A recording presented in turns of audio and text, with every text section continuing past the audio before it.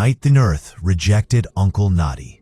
The moon hangs low over Umuaka village, a place where the wind always seems to whisper your name.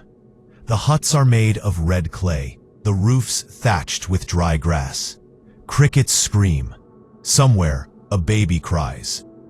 That night, I woke up to the sound again. That soft, slippery whistle. It wasn't a tune, just one long note that rose and fell, like someone calling the spirits. I sat up, heart pounding. Through the small hole in the wall of my hut, I saw Uncle Nnadi, tall, bare-chested, with a white cloth tied around his waist. His shadow stretched long under the moonlight. He was digging behind his hut, slow, careful, like he didn't want the earth to hear what he was doing. Then I saw it, a clay pot, half buried, covered with black cloth and cowrie shells. He whispered over it, in a language I didn't know. The pot moved, just a little. Something inside it breathed. My breath caught in my throat. Suddenly, his head turned, straight toward my hut. The whistle stopped. I ducked, heart hammering, sweat cold on my back. After a long silence, I heard his voice, calm, smiling. If you see what is not yours, child, the night will ask you to pay for it. By day, Uncle Nnadi was the village's respected elder. He wore white wrappers, carried a carved walking stick, and sat under the big udala tree during meetings. But everyone knew his heart was rotten. He cheated widows out of their land, lied to elders, and even sold part of the sacred forest to strangers for money. When people confronted him, he would smile and say, "Did you see me with your eyes or with your envy?" And somehow, he always won. Those who accused him later fell sick, their bellies swelling, their skin turning pale. The villagers whispered that Nnadi had something buried that did his bidding. The drought came the next year. No rain for months. The yam barns were empty. People began to murmur that someone had offended Amadiaha, the earth goddess. Then, one evening, as the sky turned red, thunder cracked, but no rain followed.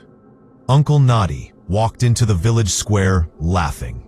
"You people pray too much," he said. "If Amadiaha wants to punish someone, it will not be me." But that night, the wind changed. It came from the forest, heavy, thick, smelling like wet clay and blood. I saw him again outside his hut. He was digging frantically now, whispering louder, calling something out of the pot.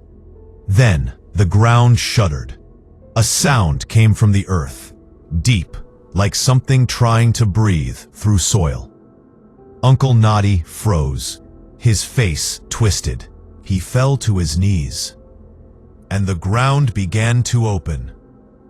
It swallowed his legs first, but slow, as if the soil itself was tasting him.